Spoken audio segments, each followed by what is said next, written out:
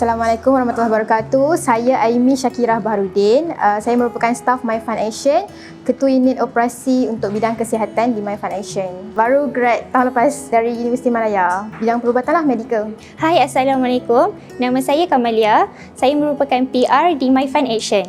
Okey, nama saya Siti Nur Ain binti Abdul Samad. Saya merupakan Ketua HR di bahagian Department di MyFund Action.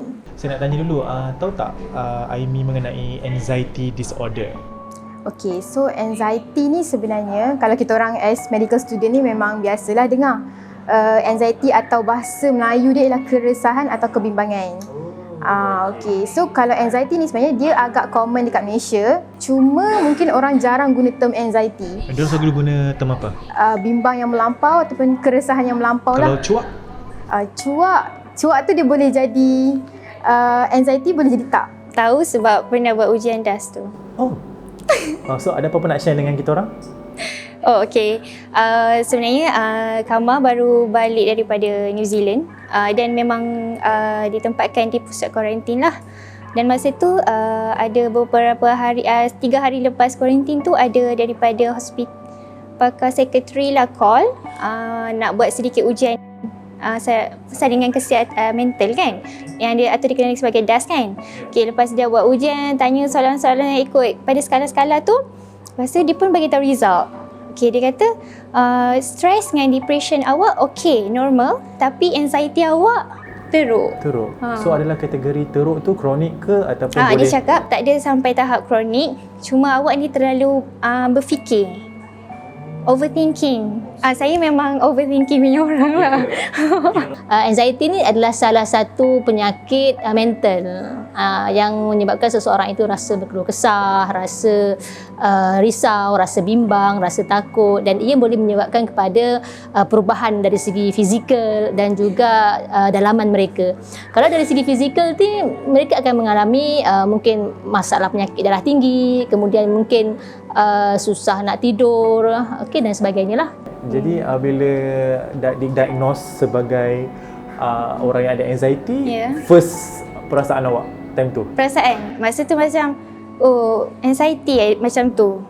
Tak ada rasa. Sebelum tu rasa macam bukan anxiety, dia macam panik, bukan panik, dia macam cemas je lah, tak adalah sampai anxiety kot kan. Tapi bila buat test kata anxiety, so macam aku anxiety punya. Tak rasa down ke? Tak ada rasa down, cuma rasa macam fikirlah aku banyak fikir ke.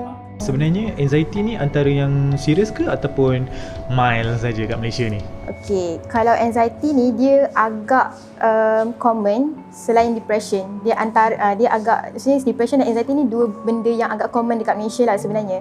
Dan dia statistik yang agak tinggi berlaku dalam kalangan perempuan, wanita untuk anxiety.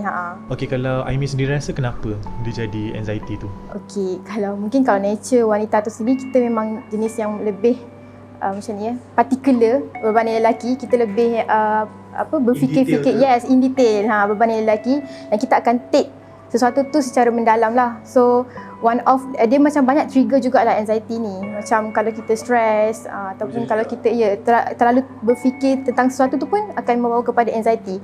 Dan sebab saya pun perempuan kan, dan saya pun ramai juga kenalan perempuan berbanding lelaki. Jadinya diorang ni suka fikir benda yang diorang tak nak fikir. Macam senang cerita, perempuan ni complicated lah. Kalau simptom-simptom yang kita boleh cerita untuk orang-orang anxiety adalah cemas, berpeluh kan, berdebar-debar, rasa macam nak mati, lepas tu dia rasa panik yang berpanjangan. Ya, betul. Ada? Dia tak ada panik berpanjangan, tapi dia macam memang sampai tak boleh tidur, and tangan jadi sejuk lah. Tu kalau Kama sendiri lah. Ya. Sebab sebelum balik New Zealand kan, kita akan diberitahu kita akan dikuarantin kan. So dalam tempoh tu Kama akan fikir, macam mana nanti kat airport, macam mana kat flight, ada kemungkinan aku kena tak COVID. Yes. So Kama macam start tu fikir, macam mana kalau aku kena COVID? Faham tak? Dia overthinking yang menyebabkan kita akan anxiety lah. Sampai hotel, sampai pusat kuarantin tu, bila doktor dah cakap macam tu, so macam macam mana nak overcome? So sokongan daripada kawan rapat ataupun keluarga sangat-sangat membantu lah sebenarnya. ada apa-apa pengalaman tak yang boleh kongsi dengan penonton di MyFun? Okey, sebenarnya kalau penyakit anxiety di kalangan staff yang saya pernah jumpa ni adalah beberapa kes. Adalah juga yang serius yang terpaksa kami bawa sendiri mereka pergi berjumpa dengan pakar psikologi.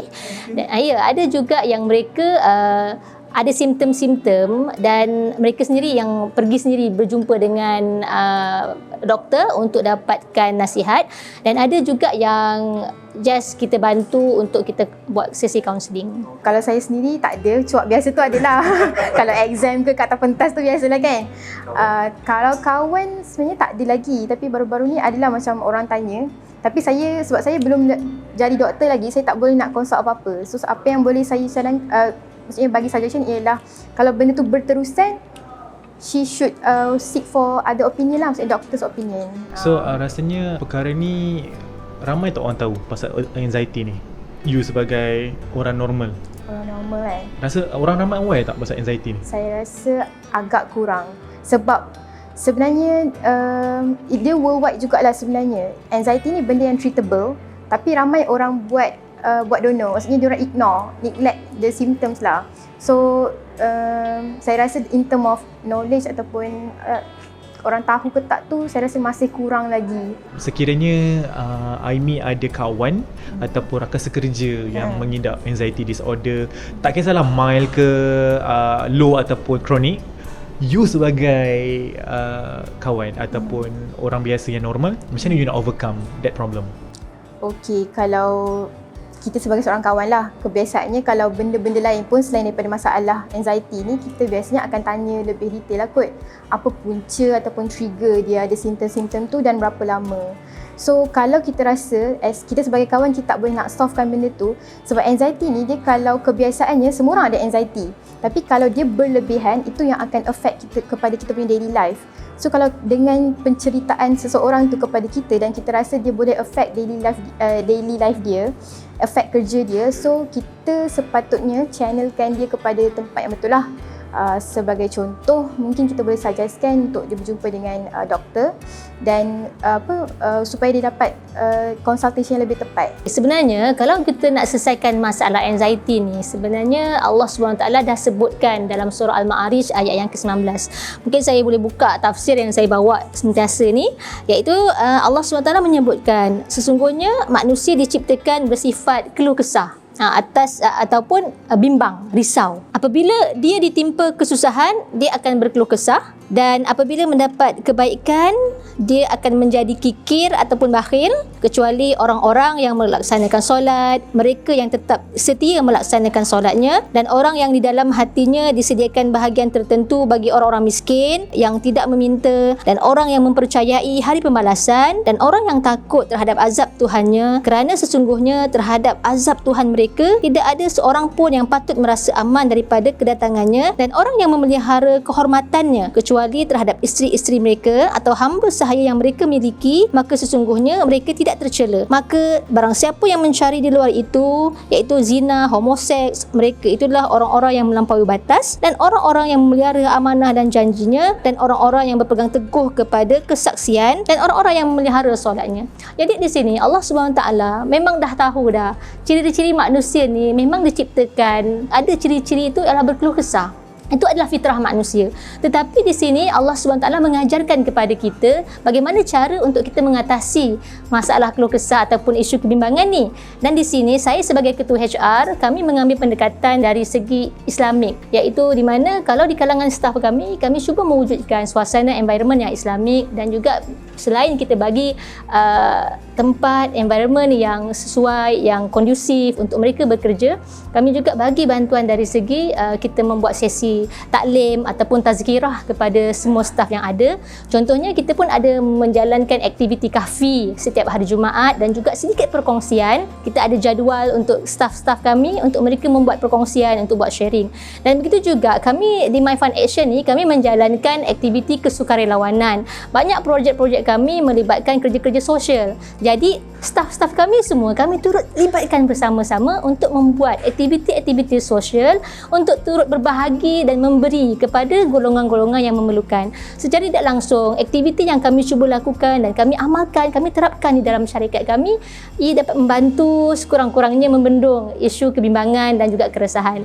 Tetapi kalau bagi individu-individu yang ada masalah-masalah tersebut, insya-Allah pihak kami sentiasa memberikan kerjasama, bahkan kami sendiri yang membawa, yang offer kepada staf kami untuk kami adakan sesi kaunseling, dan juga jika perlu kami akan bawa jumpa dengan pakar ataupun psikologis yang boleh membantu mereka untuk mengatasi masalah. Apa yang kamu expect daripada orang untuk overcome anxiety Kama? Maksudnya apa yang Kama minta, maksudnya sometimes boleh tak kau faham yang aku ni, apa yang Kama nak daripada orang sebenarnya? Oh, macam kalau Kama memang suka kalau orang ada masa untuk dengar apa yang Kama cakap.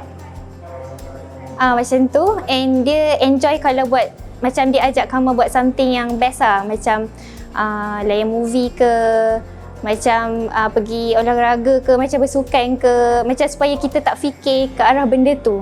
Ada apa pesanan tak dekat orang kat luar sana yang merasakan orang anxiety ni sekadar dalam ala relax lah, tak ada apa-apa? Okay, so kalau pesanan saya, sebenarnya anxiety tu simptom dia boleh jadi kepada dua lah, psychological ataupun kebimbangan, keresahan tu dari segi psikologi. Tapi dia ada juga simptom fizikal, maksudnya kalau dia berpeluh terlalu dahsyat, palpitation ataupun berdebar-debar, susah nak tidur, dan end up dia boleh affect daily life dia. So saranan saya kepada rakyat Malaysia, maksudnya tak boleh lagi abaikan lah. So patut pergi berjumpa dengan doktor supaya dapat konsultasi yang lebih lanjut. Dan sebenarnya jangan risau, anxiety ni dia macam saya cakap tadi, dia treatable. Dia boleh bermula dengan kita ubah dulu lifestyle kita. Contoh, kita kurangkan stres, ataupun kalau orang yang banyak ambil kafein ke, alkohol ke, kurangkan pengambilan benda-benda itulah. Okey, kemudiannya cuba juga belajar untuk relax dalam kita menghadapi sesuatu situasi tu. So benda tu sebenarnya akan lebih baiklah kalau kita ni di-guide oleh doktor yang sepatutnya. Untuk penyakit anxiety ni sebenarnya bukan boleh dipandang ringan, sebab anxiety adalah satu gangguan fikiran yang mana kalau kita tak boleh atasi pada peringkat awal, dia akan menjadi ke arah yang lebih buruk. Macam saya sendiri pernah mengalami, dan bila ada situasi yang mengalami anxiety, saya akan mencari kawan yang boleh dengar masalah saya, dan dengan itu saya boleh sembuh daripada anxiety. So bagi mereka yang ada gambaran buruk terhadap mereka yang mengalami anxiety ni, kita kena sentiasa memberikan sokongan kepada mereka, sebab setiap orang berbeza ujian dan berbeza personality. Jadi kita yang mungkin lihat kuat di luaran, kita pun sebenarnya ada juga masalah ataupun kekurangan dari segi yang lain. Dan kenapa orang lain boleh menerima kita dan tidak kita juga turut sama menerima kelemahan-kelemahan yang lain. Jadi manusia ni Allah SWT telah menciptakan dengan satu package, iaitu lemah. Tak semua manusia yang ada yang perfect. Jadi kekurangan dan kelemahan yang ada tu adalah untuk supaya kita saling menampung ataupun menempap antara satu sama lain, dan kita kena terus memberikan sokongan kepada kawan-kawan kita, bukan kita memperlekehkan. Dan itu adalah perkara yang sangat dibenci oleh Allah SWT kalau kita berbuat sebegitu rupalah terhadap kawan-kawan kita sendiri.